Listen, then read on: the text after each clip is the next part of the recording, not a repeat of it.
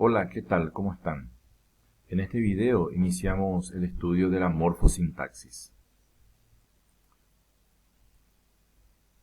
La morfosintaxis es una palabra compuesta que engloba dos disciplinas del estudio de la lengua española: la morfología y la sintaxis. Morfología es la parte del estudio de la lengua española que analiza, que estudia precisamente las clases de palabras. Morfo en griego significa forma. Morfología es el estudio de la forma de la palabra, la clase de la palabra, lo que la palabra es. Y una palabra en lengua española puede ser sustantivo, puede ser artículo, puede ser adjetivo, puede ser adverbio, verbo, pronombre, preposiciones y más. La morfología en síntesis es entonces lo que la palabra es, la forma de la palabra. La sintaxis, en cambio, es lo que la palabra hace, es decir, las funciones que una palabra de cualquier clase de la lengua española podría cumplir en un enunciado oracional. La sintaxis, repito, tiene que ver ya con las potenciales funciones que una palabra podría cumplir en una oración. Entonces, morfológicamente hablando, nos referimos a lo que la palabra es, la clase de palabra. Sintácticamente hablando, nos referimos a lo que la palabra hace, la función de cada palabra dentro de una oración. El artículo es la primera clase de palabra que estudiaremos dentro de morfosintaxis.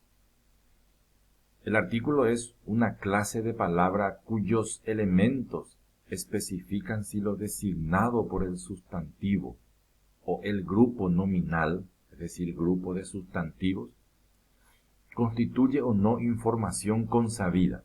En pocas palabras, es por esta razón que el artículo puede ser definido o puede ser indefinido. Los artículos son palabras variables, sin significación propia. Los artículos indican las flexiones de género y de número del sustantivo. Es decir, es ese artículo que está inmediatamente antes del sustantivo el que expresa, el que especifica el género y el número del sustantivo al que preceden, porque siempre preceden a un sustantivo. Ejemplo, sustantivo computadora. El artículo que precede al sustantivo computadora podría ser la. Entonces, con el artículo la se especifica el género del sustantivo computadora. Si fuese el artículo las, se estaría especificando el género y el número femenino plural del sustantivo computadora. Tenemos dos clases de artículos en lengua española: el artículo definido y el artículo indefinido. En realidad también más adelante conoceremos el artículo neutro, ¿sí? Pero nos interesa en este momento, nos interesan los artículos definido e indefinido. ¿Qué es el artículo definido? Su nombre ya lo dice, define. La cuestión es, ¿qué define? Y el artículo definido es aquel que define que la entidad contenida en el sustantivo, es decir, define si lo nombrado por el sustantivo es conocido, es identificable por el receptor del mensaje. Por ejemplo, si dijésemos el hombre pasó enfrente de casa, el interlocutor entenderá específicamente de qué hombre se está hablando. No sería lo mismo si nos refiriésemos mediante un artículo indefinido. Por ejemplo, algunos hombres pasan enfrente de mi casa, Con algunos no decimos ni quiénes ni cuántos. En cambio, al decir el hombre pasó enfrente de mi casa, nos referimos específicamente dentro del plano consabido a un hombre cuya existencia el interlocutor podrá presuponer. Por eso es un artículo definido, porque define la referencia contenida en el sustantivo. En lengua española los artículos definidos son los siguientes. Para el masculino, el artículo el y el artículo los, es decir, el singular y el plural. Para el femenino, singular y plural también, la, las. El alomorfo femenino, el artículo el, cuya función conoceremos cuando estudiemos las palabras que empiezan con a o con ha tónica. Y el artículo neutro lo, cuya función única en la lengua española es la de sustantivar un adjetivo.